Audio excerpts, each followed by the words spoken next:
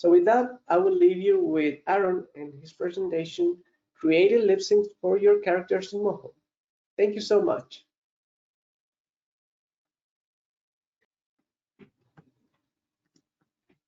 Thanks, Mario, and thanks for joining everybody.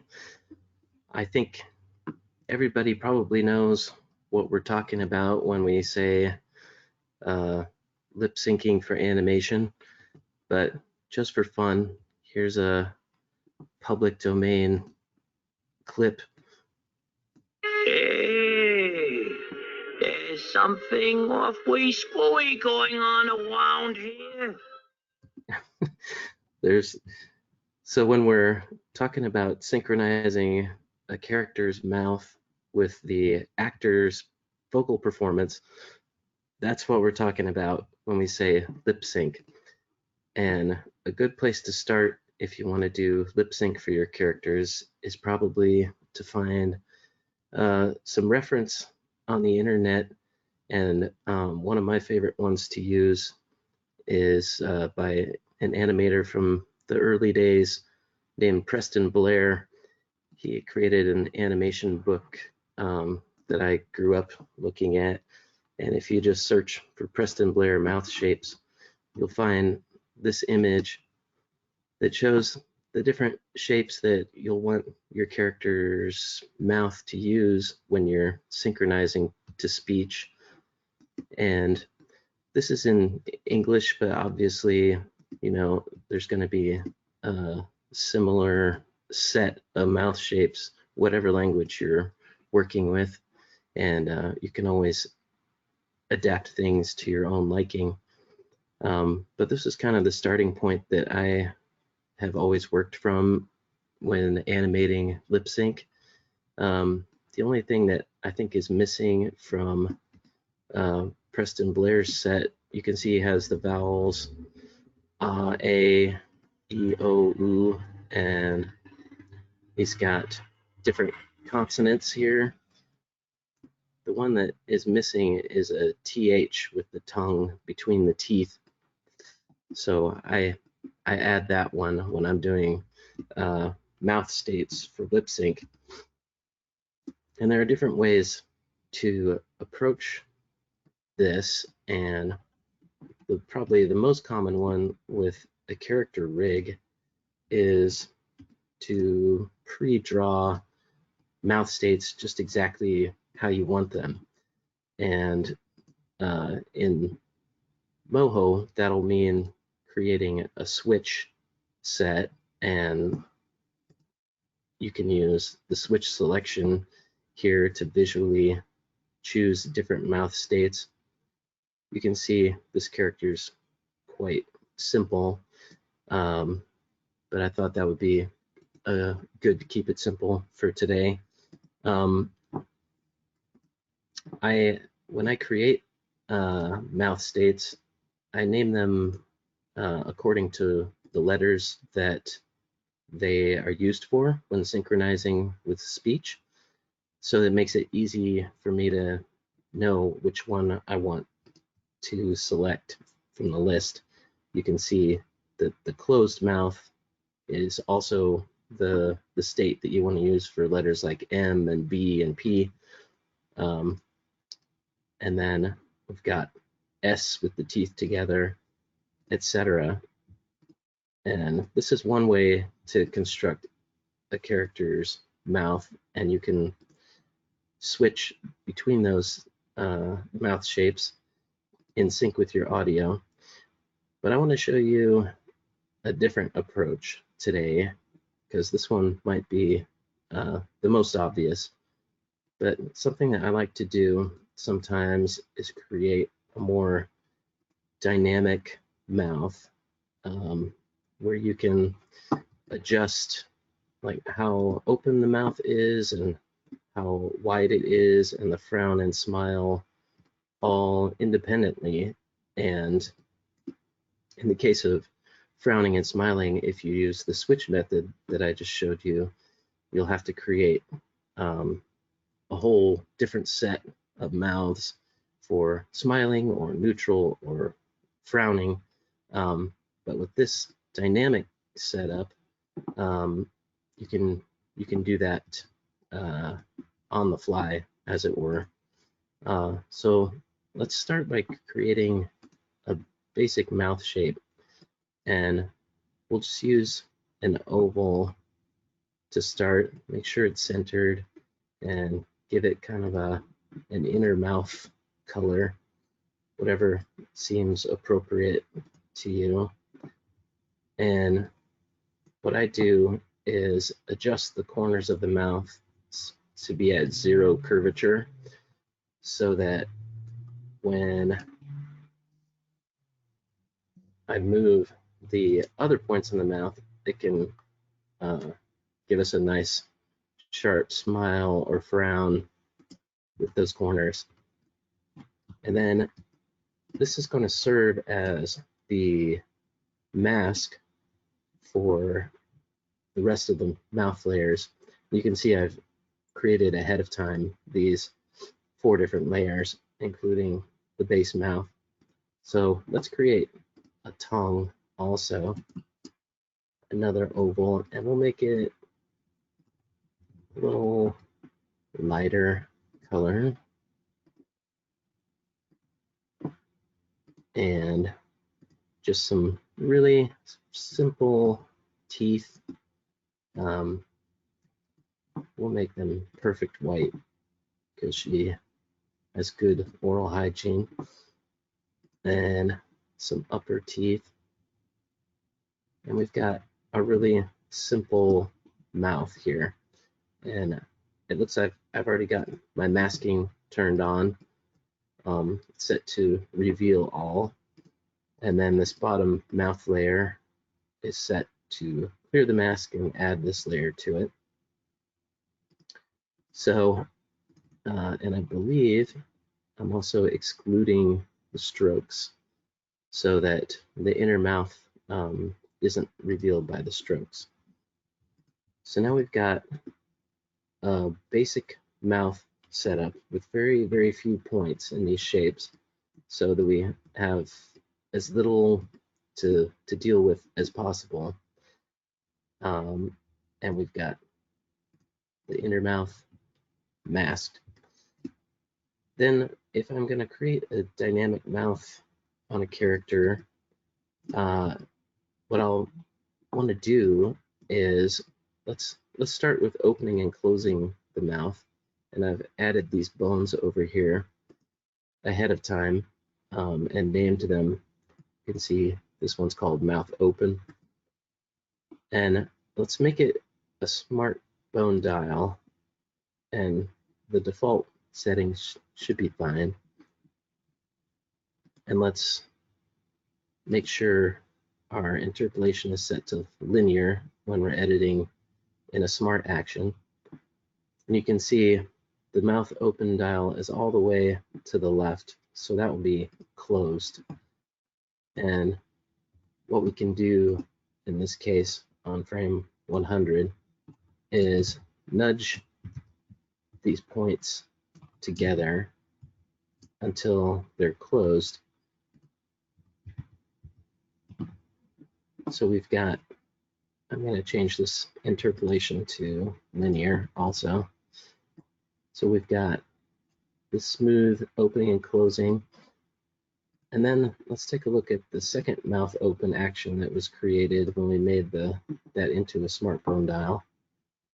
And you can see that it goes all the way to the right now. So this might be a really extreme open case, and you probably want to move the teeth and the tongue down also at this point. So we've got open this far, and in the other action we've got it closing. And I think what I might do is make the neutral state a little bit different than how I had it. So the mouth is not open quite as much by default. There we go. Now you can see if I select the rig, that we've already got a little bit of a dynamic mouth going. But I like to build in some other controls over here to give it more expression, more controls. Let's take a look at this one. I've got a bone called frown, smile. You can call it whatever you want. Happy, sad, expression. We'll make it into a smart bone dial and take a look at the frown when it's all the way to the left. I'm going to take the corners of the mouth and put them down. And you might do this to a different degree depending on your character design, but I'm just going to do something simple and quick here. And for smiling, we're going to go up.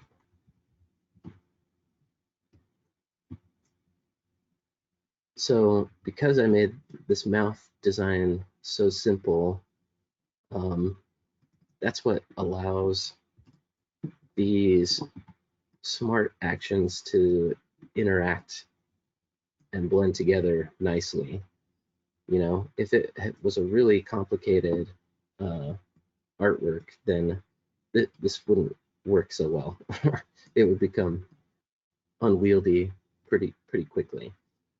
But because we kept it simple, we can blend these smart actions and get a pretty good result. And then I've got another bone over here for the mouth width. Let's go ahead and do the same thing with that. We'll make it into a smart bone dial. If I can select the rig, that's fine.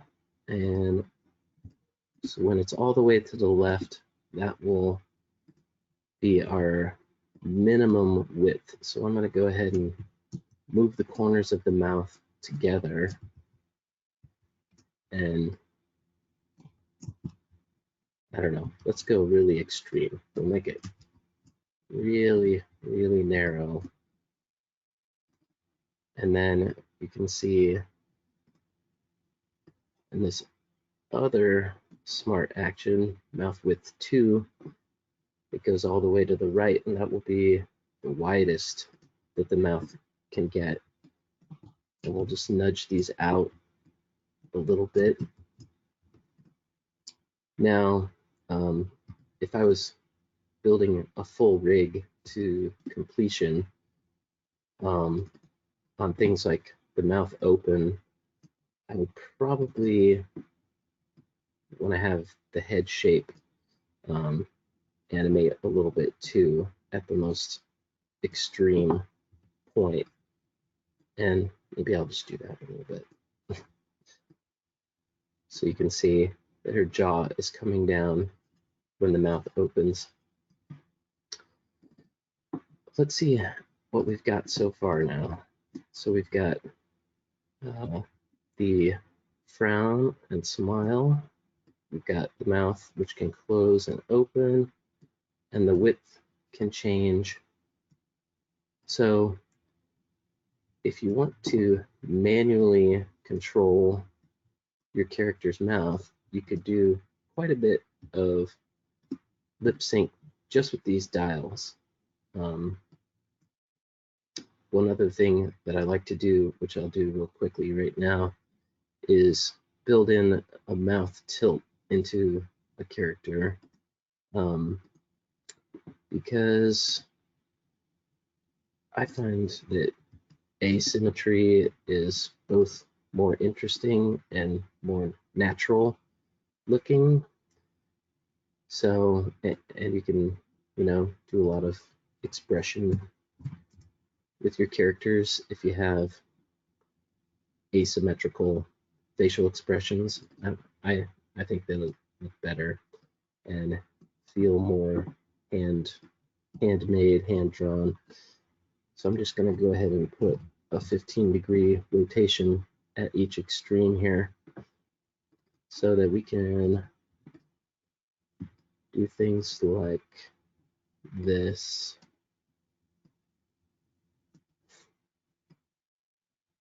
So we could have a very kind of small, quiet mouth, or we can make a really big, expressive mouth, and we can have it tilt to either side to give it character, and you can do quite a bit with that. But if you remember the mouth states that we looked at the beginning here, there is kind of a preset group of mouth positions that you always want to have when you're doing lip sync, just because you know, those are the sounds that your character's gonna always be making, whether they're smiling or frowning, whether their mouth is big or small or tilted or not. So what I have done is I've taken this dynamic mouth rig, like the one that we just created, and then let me switch to a more complete version of this. And what I do is I create another smartphone dial called speech, or you can call it mouth state, or whatever you want. And within this smart action, I've created keyframes that position the mouth and the tongue and the teeth exactly where I want them for these preset mouth states. So you can see, I'll go ahead and go into this smart action and I'll show you. It just has 10 frames because that's how many of these mouth states we have. And I'll go down inside this mouth layer group, and you can see we've got keyframes for the mouth itself and for the tongue, so when it's doing the L shape or the TH. And you can see that even the layer order is changing when we go to the TH because we want the tongue to be in front of the teeth. But the teeth are moving appropriately for the TH and for the different vowels and consonants. And I've added these upper and lower lip layers when we have something like the FV sound, where we've got the lower lip is being bitten down on by the teeth. You know, you can see that. But again, this all started with a really basic mouth shape that only has 4 points. And by keeping it simple, I'm able to blend this expression with these mouth states. And that might be a little extreme, but let's go to frame 1 here. But you can see now I can use the same mouth states and they can be frowning or smiling. We can add some expression by tilting the mouth from side to side. We can make the mouth smaller if we want it to be more like a whisper, or bigger if we want it to be more like a yell. And this isn't going to be the right approach for every character rig, but this is a really flexible approach. And once you build a mouth like this, you know, it's pretty easy to repurpose it from one rig to another and have a pretty flexible mouth rig right off the rack that you can start using with your characters. So that's the basic setup. And now maybe let's look at actually synchronizing the mouth states to some audio. Hopefully you'll be able to hear this because it's playing through my laptop speakers. But here is a rig that I think appeared in the images and previews that they were sharing for this webinar. So I thought I would dig it up and use it. But here's a look at the lip sync already complete. What do you have to say for yourself? What do you have to say for yourself? What do you have to say for yourself? So you can see this dial jumping around. What do you have to say for yourself? To the different mouth states, and you can tell by the keyframe icons that I'm using step transition so that it just snaps from one mouth state to the next without any in-between transition. And that's how I like to do lip sync. I feel like it is snappy and reads best in animation when we do it that way. But I'm going to switch to a layer where the lip sync has not yet been completed and just walk through it. So I'm going to switch to step interpolation. So that'll give us that snappy transition between mouth states that I'm talking about. And then let's scrub through and listen. What do you have to say for yourself?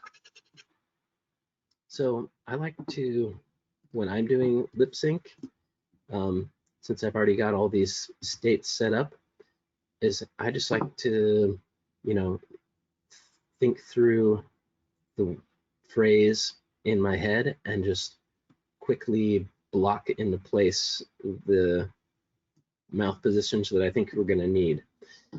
And then I'll adjust them after they're all in place. So we're starting with a W sound. So before the sound even starts, like a frame before, I go to this small round mouth to get the what, and then I'll just kind of step through a couple frames at a time and do what mouth state I think should come next. And I just kind of do it all at once very quickly. So what? There's A, and then I'll go to the closed teeth for a T sound. What? And then we're going to have an oo, do, and maybe we'll go to this for the Y sound. You, what do you have to say for yourself? So we have a big A sound there, and then a V. What do you have? Back to the T sound. And the T and the S, what do you have to say? Those are so close together. I think I'm just going to sit on that S mouth shape and then go to the A.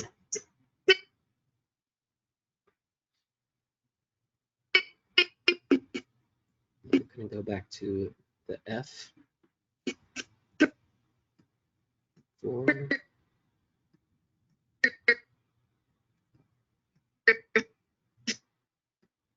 We're back to the S.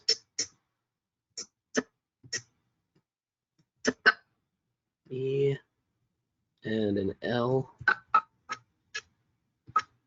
And then she lands on an F. What do you have to say for yourself? And when a phrase finishes, I tend to leave it on that last mouth state for an extra few frames so that it can register with your eyes and your brain. So just let it sit on that for a second and then come back to closed. And let's also make her start out smiling. And she's kind of upset, so we'll end with the frown, and we'll see it transition as she's saying that line.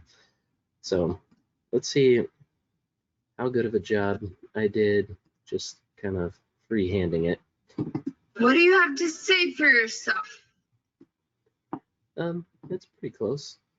And this is something that you get better at with time. Like, I like to approach one phrase at a time and just do it really quickly like I did just now. And then you can watch it a few times and make a mental note of what doesn't look quite right and figure out how to adjust it. So let's take a look at it again. What do you have to say for yourself? So we might be a little late on the F sound here.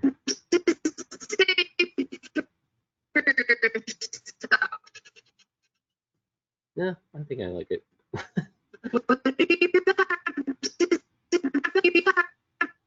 Yeah, I think she should have gone to the V mouth shape here a little earlier.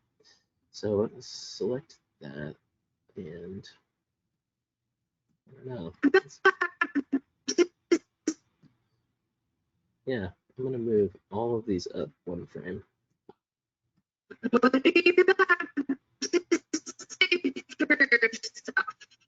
Yeah, and you'll be able to tell better when you render it out, but while you're actually doing the lip sync, scrubbing through the timeline and just listening and watching, you'll be able to get it pretty close, and you might discover that you want to tweak it a little more once you render it out. But that's the basic process, and that is my way of constructing this dynamic mouth. And I don't know if we're ready for the Q&A part, or if Mario has anything else he wants to hear from me. Well, right. Thank you. Thank you so much. This is really fun even to watch and see your process. So we want to appreciate this presentation.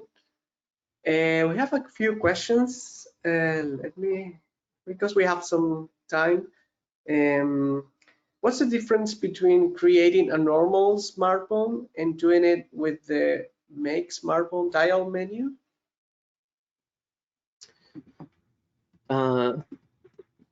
I think the result is the same. It's just a question of how you want to do it. You might have a better answer for that than me, but All right. No, but at the end, it depends on each one's process, right? So it's always about what makes it work faster. And all right, another question is, can you recycle that mount from one character to another? oh yeah, absolutely. I recommend it. If you just create a basic version of it with you know, no fancy strokes or lips or anything on it, and then import that into a rig. One thing I forgot to mention, these labels around here, these are just really tiny bones that I have added in order to give myself a visual reference for what letter I want to be pointed at. And like you can see, if I make it bigger, well, let me go to frame 0 here, that there's just a bone here that I've named, and I scaled it down and positioned it so that I have these nice labels. There's other ways to do this, like you could create a layer like this with text in it. It just doesn't scale the text automatically when you zoom in and out the way that the labels do. So I like using the labels, but this layer is set not to render, so that it's just a rig reference layer. And I've seen some people make rigs with really nice interfaces for lip sync and smart actions and things like that. Yeah, but the question was about reusing the rig, the mouth rig, from one rig to another. Yes, definitely do that, and then you can customize, you know, the lips and the colors and that sort of thing once you have it into your new rig. Well, the Tiny Bones idea is very clever. And another question from the audience, Jerry, she asks, thank you so much for this webinar. I would like to ask, how much time do you estimate for the design of expressions and to think about Moho actions, a character like the one presented in this webinar? Yeah, that varies. If we're dealing with relatively simple art style like this, you know, I try to build the expressions into the rig rather than, you know, making the expressions ahead of time. So making a really flexible rig allows you to do a lot of expression when you're animating without necessarily having to know ahead of time what those expressions are going to be. So, you know, with a rig like this, it's just about like giving yourself options and controls with these dials, and you might go back and modify what they do or the extremes to which they go if you find that they're not giving you the results that you want. I'll also sometimes create a rig for a specific shot. Like if you really want an extreme expression or angle or something, I don't try to force the base rig to do everything. Like we'll create artwork just for that shot if it's really a departure from the base rig, and we'll rig it to do something specific. You can really spin your wheels trying to make one rig do everything, and it's not always the solution. It's so quick to create rigs in Moho, which is one of my favorite things about Moho. So, like, don't be afraid to make multiple rigs for a character. And well, this is a personal question. It's like, do you watch a lot of acting or references when you're making lip syncs for your characters? Maybe. I mean, no, not specifically. I've watched a lot of acting in my life, and I draw from that for sure. And I definitely, I have, you know, certain actors and animators that I love, and like Don Bluth especially does really expressive, you know, character face and head movement, and he's obviously, you know, doing traditional animation and doesn't have the constraints of a rig, but to try and capture the dynamic movement and speech of, you know, something like a Don Bluth animation is always in the back of my head, you know. But if you're unsure at all, you know, don't hesitate to find some reference.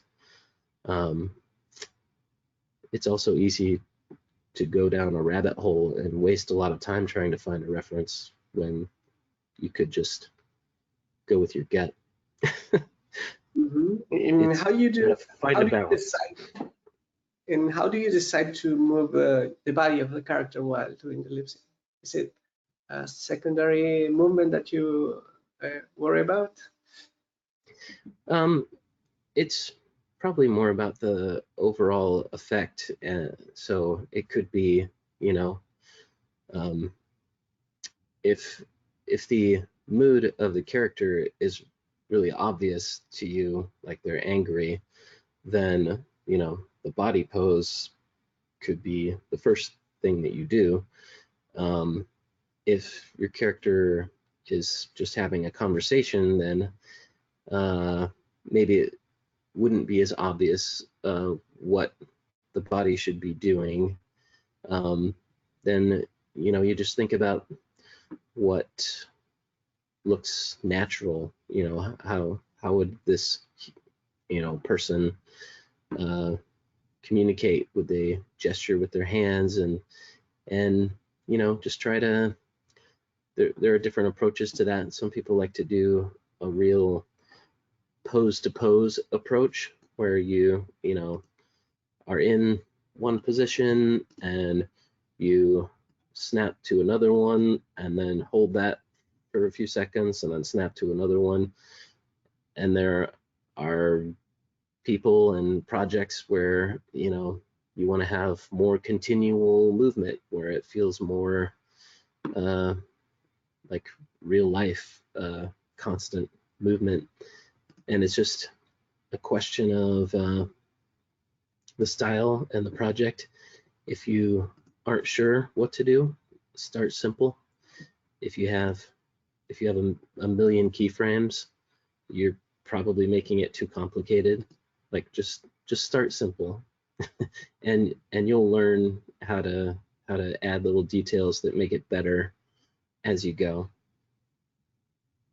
Well, and by the way, the rig looks really great. And can you show us other parts of the rig, how it's constructed? Is it like the basic rig you start with all of your characters? Yeah, this is kind of an old rig that I did a couple years ago when I was first learning Moho, so I don't know what's going to happen when I try to use it. But let's see. I think so. I've got some amount of head turn built into it, and up and down. And generally, when I am doing that, like a dynamic head turn, they don't blend well. Like maybe somebody has figured out how to do that, but looking to the side and down, I don't have good blending results in this particular rig.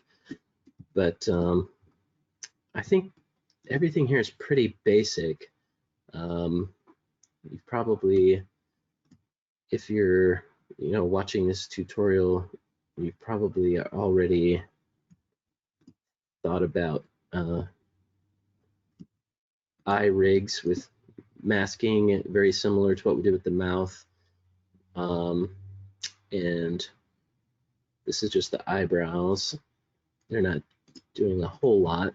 There's different approaches that people use to that. Some people like to actually put bones on the eyebrows so that they can, you know, drag them around and position them specifically. This rig is pretty basic. It does have built-in a lot of dynamic bones in the hair and here on the earring, so that when she moves, her hair is kind of bouncing. You can see the earring is swinging with natural physics.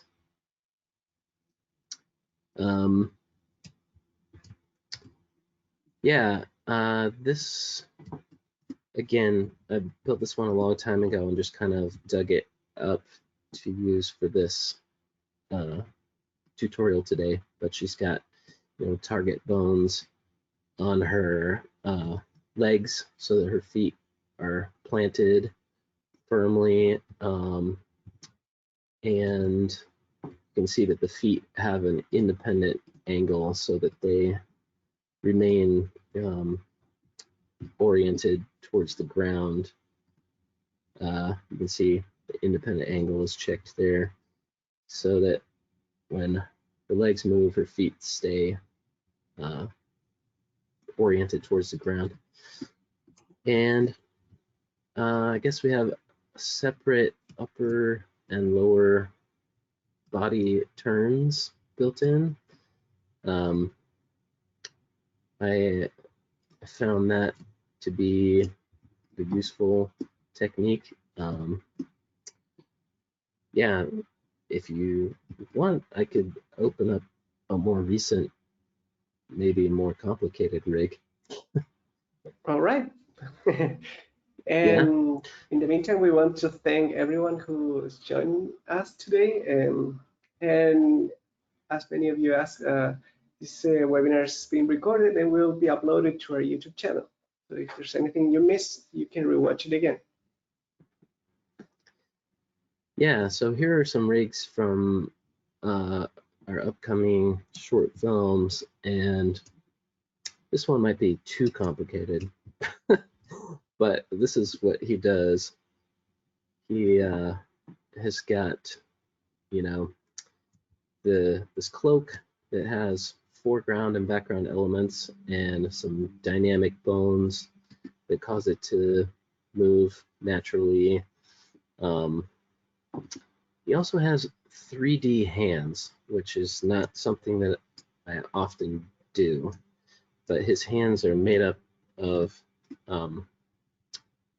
rectangular shapes, like each knuckle, so that we can close and open his hands, you know, all together, or the fingers independently, and turn it in 3D space, and can spread fingers.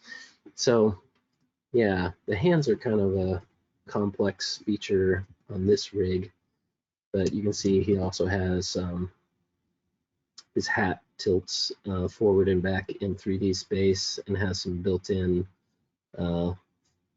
dynamic bones in his hair so that they respond with physics. And you can see his feet actually have switch layers, so they go to different artworks, but they also are bound to the set of bones that allow us to tweak those different poses. Yeah, and you can also see that this guy just has a dynamic mouth. He doesn't have any speech presets because this particular film doesn't have any dialogue. So he can do all of the expressing, but there's no lip sync in that film.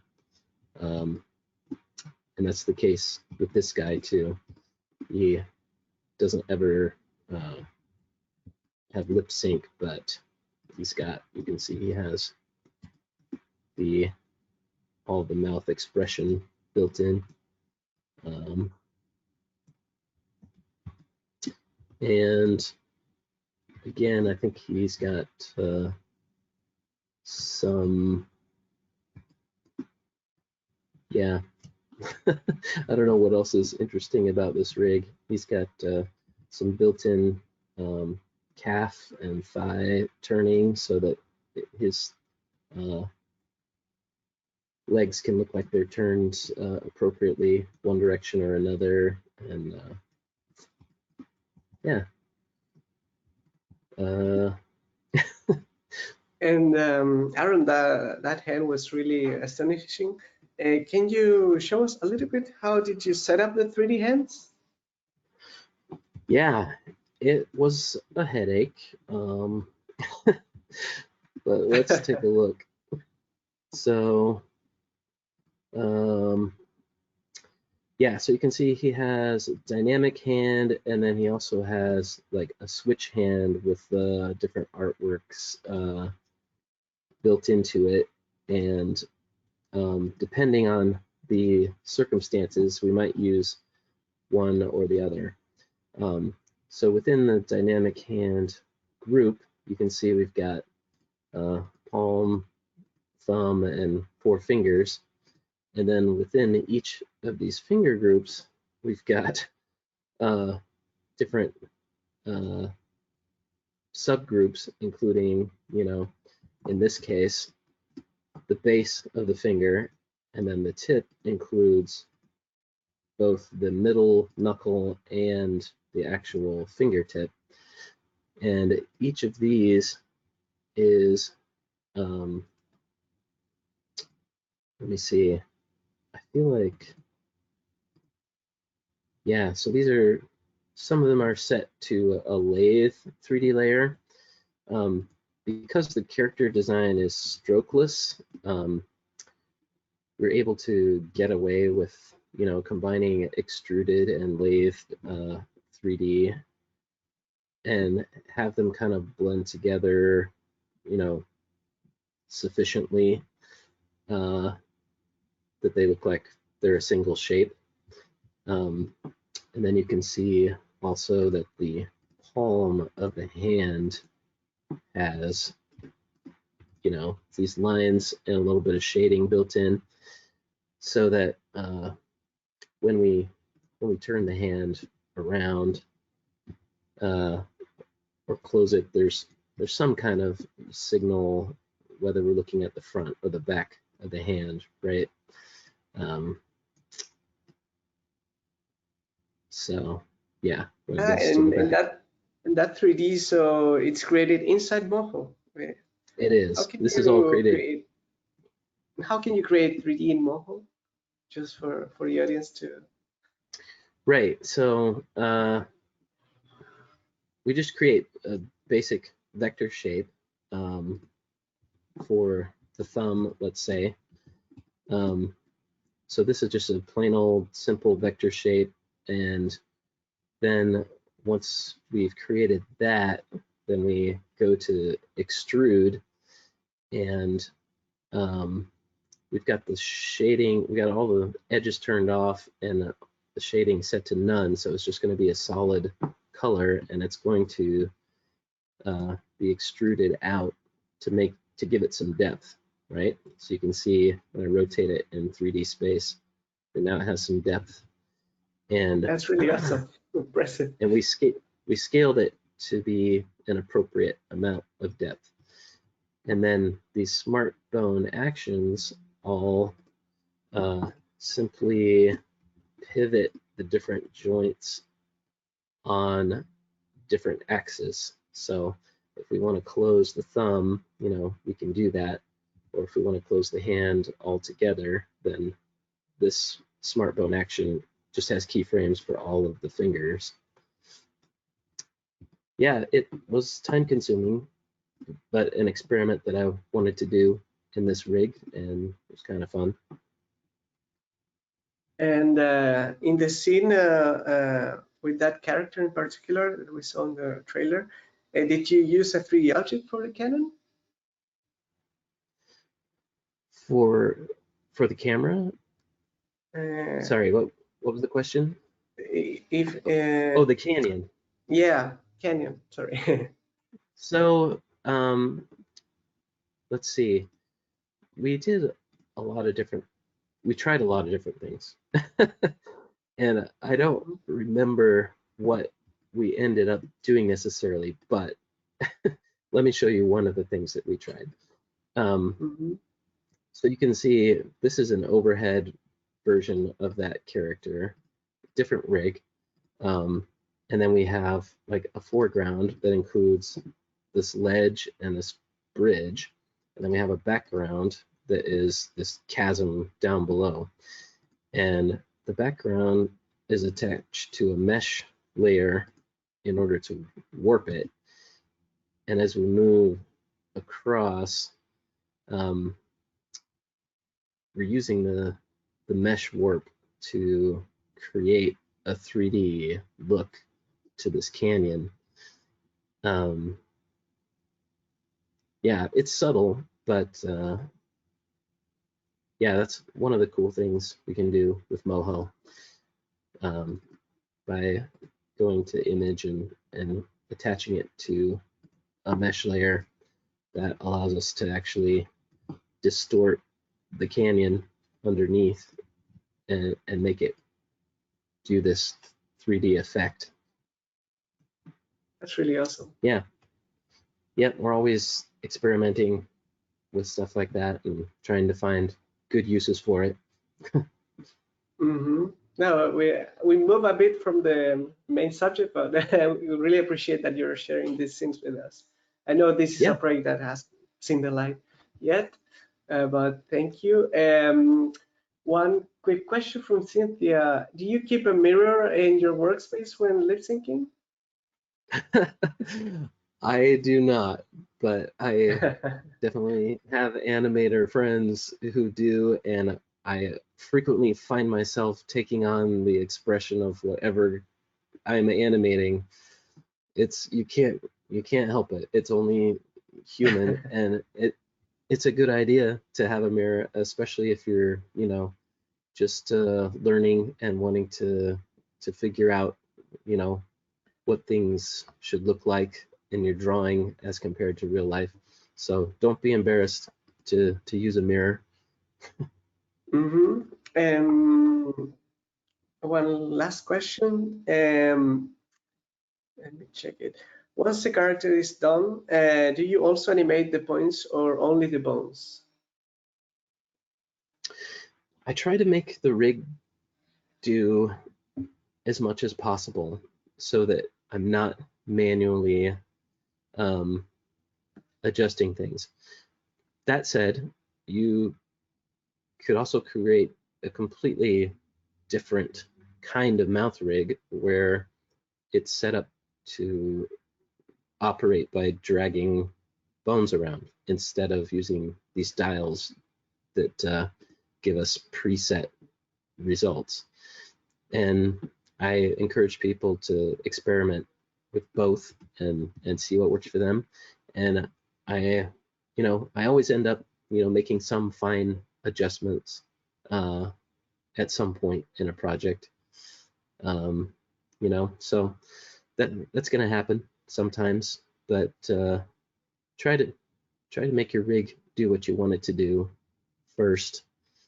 And it's all about finding a balance between, making the rig work right and not wasting too much time trying to make the rig do everything. Well, all right. With those wise words, we are closing this webinar. We really appreciate your presentation, Aaron. Thank you so much. Yeah. And let me change to my screen just to share one last bit of information. For more information, learn more about Moho, check our website, mohoanimation.com. Stay tuned with our social media. We always share tips, tricks, other animators projects. So follow us on Twitter, Instagram, Facebook, and stay tuned also for the recording in our YouTube channel. Don't forget to subscribe to receive a notification. And also, for more information about Aaron, AB Positive, follow AB Positive on Instagram, AB Positive Studios, Facebook, and also website. So stay tuned with Aaron's projects. Once again, thank you all for connecting with us today. We hope to see you next time. And thank you so much, Aaron, for this wonderful presentation. Thanks, everybody. So thank you. We hope to see you next time. Thank you. Bye-bye.